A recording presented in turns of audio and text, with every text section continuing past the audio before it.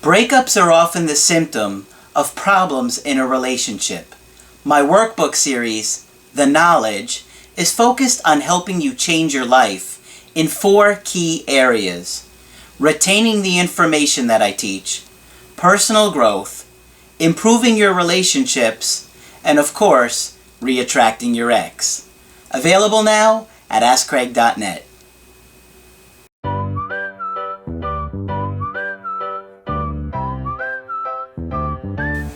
Hi there, I'm Coach Kenneth. I'm Coach Margaret. And today we're going to be talking about some really critical information to your relationship. One of the things that you have to understand about a relationship is that your partner has a completely different set of values, of needs, and thoughts about the relationship, as well as feelings too. Yeah. And so you have to understand that their needs, their values, their desires are just as important as yours.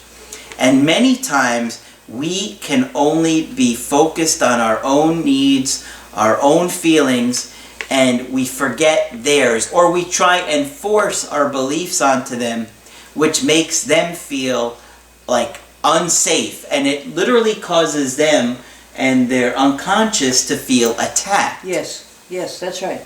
Yeah. And so today we're going to be talking about the importance of empathy. And if you don't have empathy, your relationships won't last. They really won't. And so we're going to talk about this today, and you got to understand this. It's critical to making a relationship work. Okay. We hear the word empathy fairly often, but I want to define terms about how we go about feeling about other people's pain. Pity is I acknowledge your suffering.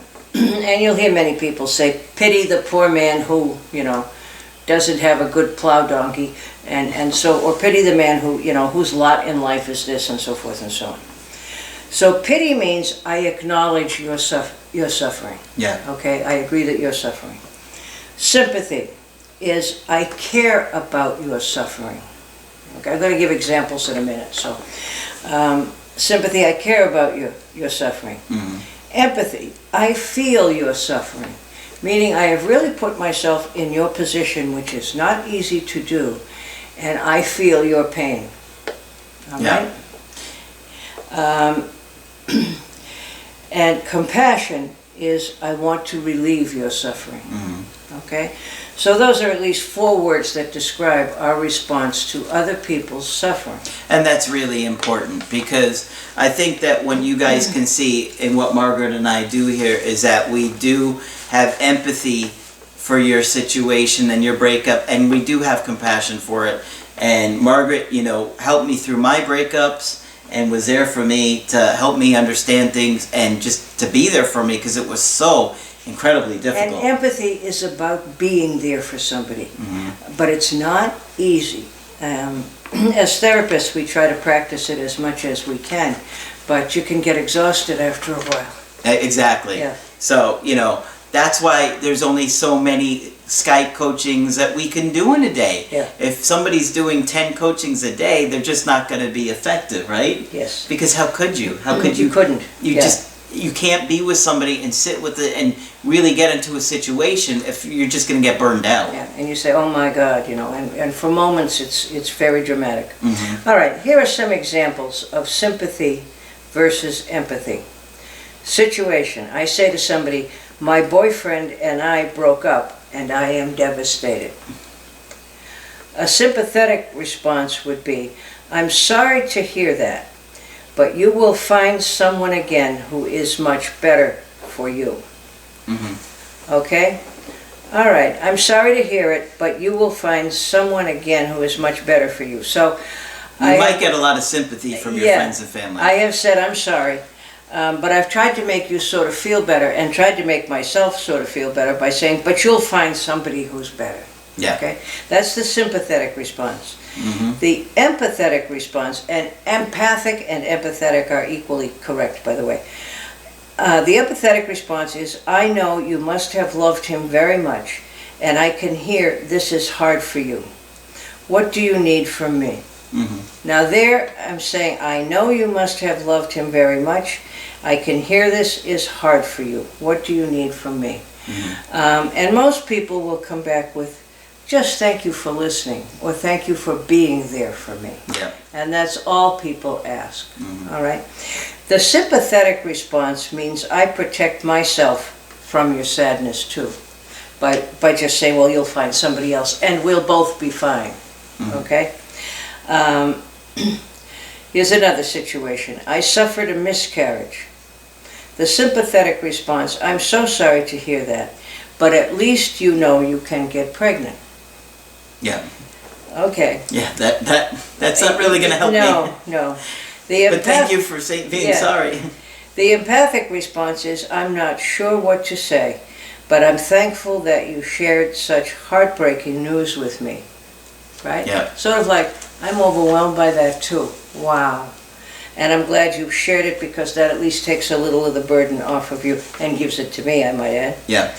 To be empathic, you have to think beyond yourself and your own emotions and be really present with the other person's pain. Some ways to practice empathy include listen mindfully. In many instances, we believe we are listening to someone, but are in fact trying to formulate a response or reacting to our own emotions. Being present fully and actively listening to the other person is a great way to practice empathy. Yep. And if you try it, you'll certainly see that. That we're usually maybe half there or 3/4 of the way there with somebody else's pain. It's not easy. No. But if you practice, it gets easier. And you need to suspend judgment. Many times we enter an interaction with our own judgments, opinions, and biases. Empathy requires to suspend judgment and try to gain an understanding of that person's perspective. It doesn't mean we have to agree, but in fact recognizing the other person instead of dismissing them. For example, I told you he was no good in the beginning, so I'm really happy to hear that you're breaking up with him. Yeah. Okay? That would not be helpful. And the empathic response, even if that is what we think about the guy, is this must be so hard for you. Yeah. All right. And validate their feelings. Acknowledge what their feeling is so that they feel like you felt it too. Yep. And always ask what the other person needs, instead of assuming that they want you to provide advice, because sometimes advice giving is the worst thing on earth you can do. And this is a major issue for you guys out there. Yeah. When your girlfriend talks to you or your wife tells you what's going on, a lot of times we just want to fix it. Yeah. We just want to fix the situation and we want to give ideas, but that's not what they want to hear from you. They want you to say to them, I acknowledge your pain, I feel your pain with you. Right? And it's a very generous thing to do, but if you try it, you'll find out how hard it is. And a lot of times they're just trying to connect with you. Yeah. They just want to tell you what's going on with them so they can feel connected with you.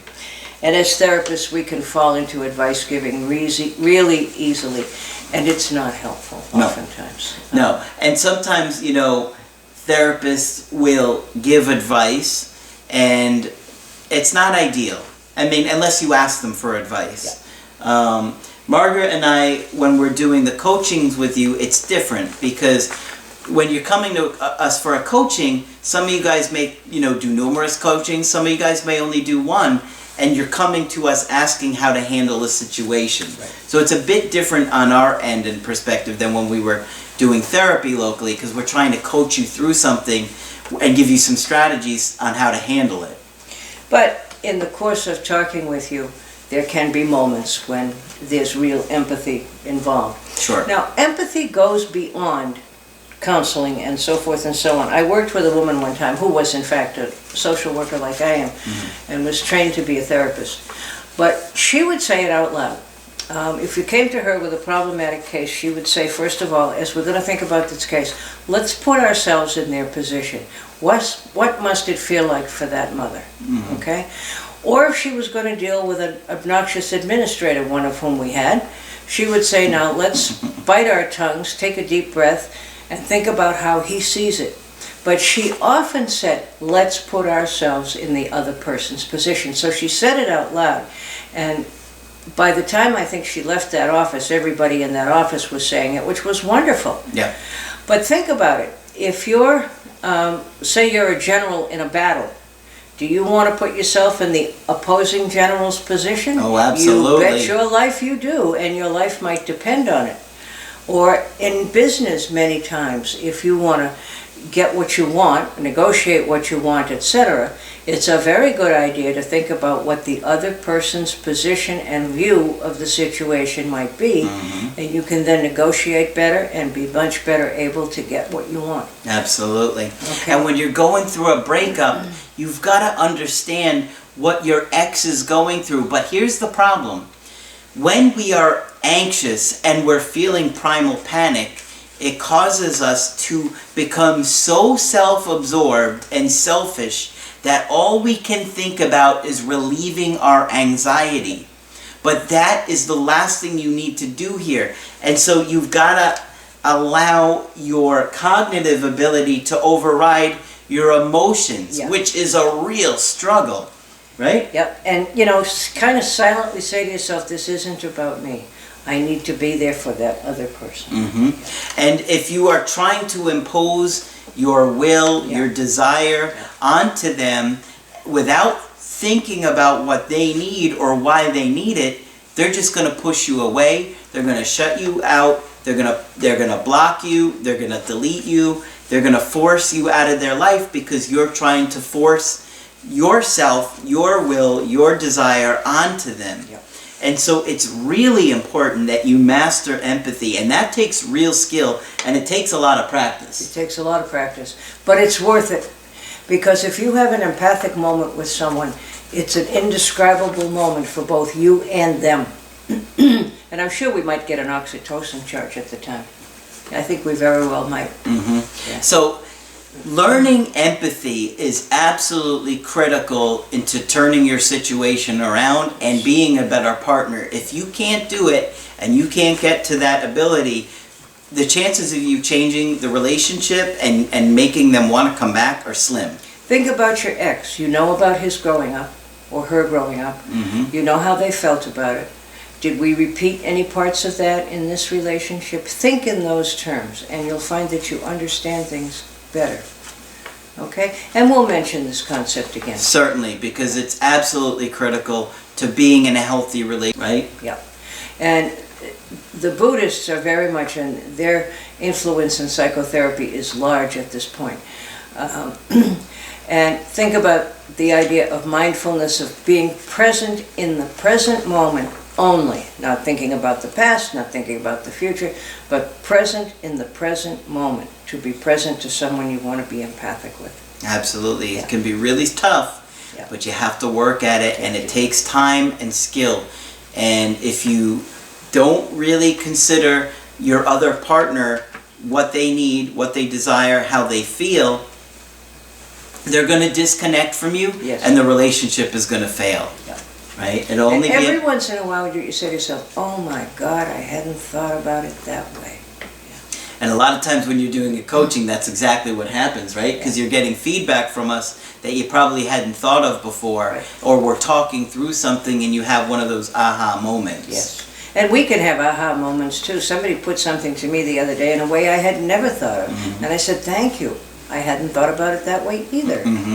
Yeah, and I always keep my agenda out with me, with you guys, and you'll see that sometimes I'll be like, oh, that was good, I'm going to write that down, because, sometimes you guys will say something to me in a way that maybe I've kind of thought it, but the way you put it, be like, yes, that's really good, I'm going to share that. And you guys share, if you've done a coaching with me, you could share the comments below, you'll know that I do that, because it helps us to grow, and we talk about these things so we can help you guys better. And you are our best teachers.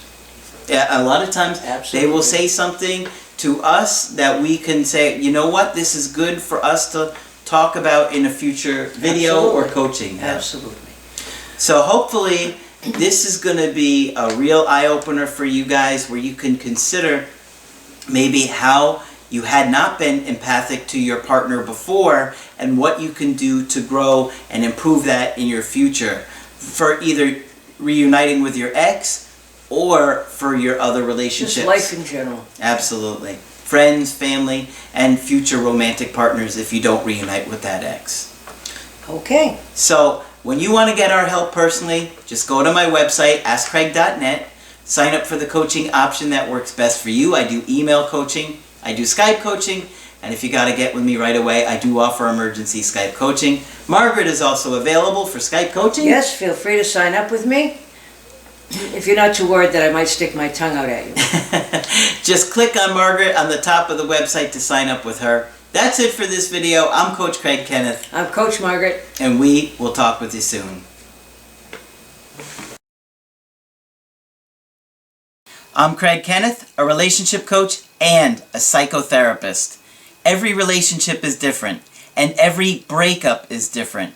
Work with me, and you'll get professional help on your situation.